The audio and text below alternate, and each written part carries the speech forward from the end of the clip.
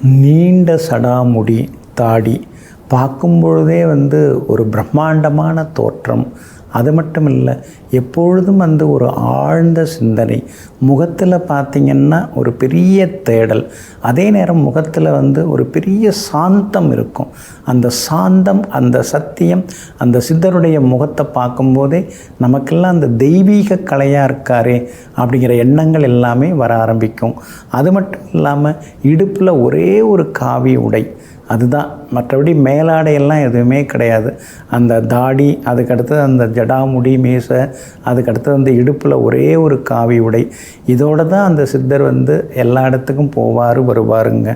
அவருடைய கண்கள் ரொம்ப தீட்சண்யமாக இருக்கும். அவருடைய பார்வை பட்டாலே நமக்கு எல்லாமே சரியாயிடும். நயன தீட்சை அப்படின்னு சொல்லுவாங்க இல்லைங்களா? நயனம்னா கண்கள். அந்த கண் பார்வை நம்ம மேலே பட்டாலே அது ஒரு விதமான தீட்சை. அந்த சித்தர்களுடைய அந்த பார்வை அது ஒரு பிரசாதம். அதாவது பார்வை பிரசாதம். அவங்க கண்கள் நம்ம மேலே பட்டாலே நம்ம உடம்பில் இருக்கிற நெகட்டிவிட்டி எல்லாமே விலக ஆரம்பிக்கும். அது மாதிரி இந்த சித்தருடைய அந்த தீட்சண்யமான பார்வை நம்ம மேலே படாதா அப்படின்னு தினந்தோறும் ஏங்கி தவிக்கக்கூடிய பக்த கோடிகள் எல்லாமே இருந்துருந்தாங்க. அது மட்டும் இல்லாமல் தவ வலிமை உடைய ஒரு பெரிய குருஜியாக, மிகப்பெரிய சித்தராக இந்த மகான் இருந்தாங்க. இந்த மகான் நோய் தீர்க்கும் வல்லமை உடையவங்களாக இருந்தாங்க. யார் வந்தாலும், எந்த ஒரு பக்தன் வந்தாலும் அவங்கள மேற்கொண்டு அவங்கள பார்த்து அவங்கள கனிவாக பேசி எல்லாமே அவங்களுக்கு வேண்டியதை செய்து கொடுப்பாங்க. அந்த மகானுடைய பேர் ஸ்ரீ கருத்தசாமி. இந்த கருத்தசாமி அப்படிங்கிற இந்த மகான் சொந்த ஊரில், அதாவது துணிவெழுக்கும் சமூகத்தில் பிறந்தாங்க. பொதுவாக சொந்த ஊரில் நம்ம எப்படி தான் இருந்தாலும், நீ யாருன்னு எனக்கு தெரியாதா, இன்னாருடைய பேரன் தானே, அன்னாருடைய மகன் தானே, உன் குலம் என்ன, கோத்திரம் என்ன, இப்படி எதையாவது சொல்லிக்கிட்டு இருப்பாங்க. எதையாவது பழச கிளறுவாங்க, எதையாவது சொல்லி மனசை புண்படுத்துவாங்க.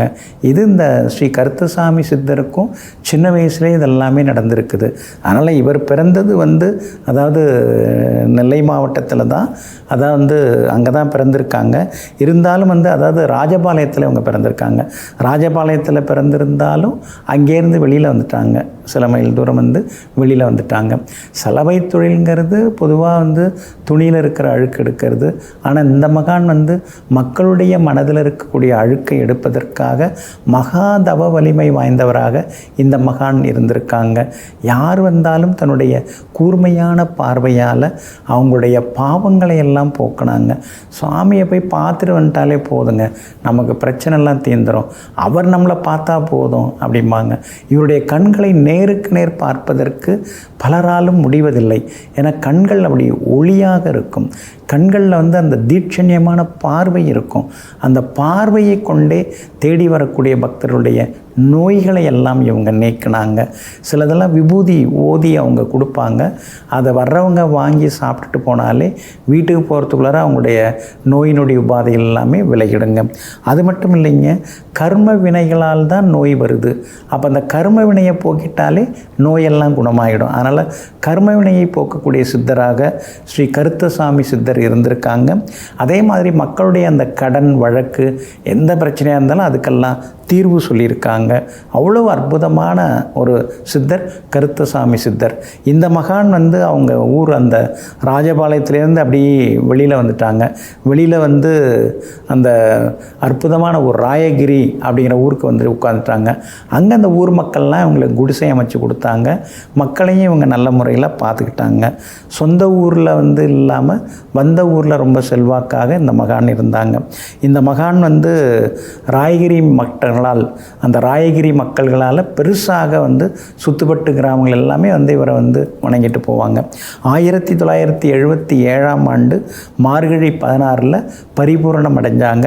ஆனால் குரு பூஜை மாசி மாதம் 6ஆம் தேதி தாங்க அனுசரிக்கப்படுகிறது.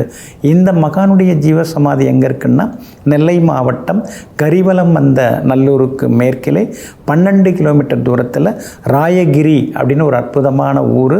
அந்த ராயகிரி அருணகிரியில் இல்லத்து பிள்ளைமார் தெருவில் ஸ்ரீ காளியம்மன் கோவில் இருக்குது. அங்கே வந்து கருத்தசாமியுடைய சமாதி கோவில், சமாதி கருவறை அமைஞ்சிருக்குங்க.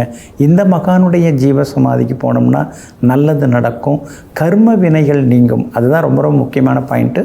கர்ம வினை நீங்கிட்டாலே நாம் ரொம்ப சந்தோஷமாக இருக்க முடியுங்க. அதனால் ஸ்ரீ கருத்தசுவாமி சித்தரை சென்று வணங்குவோம். கர்ம வினைகள் நீங்கி சந்தோஷமாக வாழ்வோம். நெஞ்சிற்கினியவர்களே, வியாழக்கிழமையாகிய இன்றைய நாள் மகான்கள், யோகிகள், தபசிகள், மகரிஷிகள், சித்தர்களின் நல்லருளால் வெற்றி திருநாளாக உங்களுக்கு அமையட்டும். மீண்டும் நாளை காலை சந்திப்போம். நன்றியுடன் உங்கள் ஜோதிட முனைவர் KP வித்யாதரன். வணக்கம்.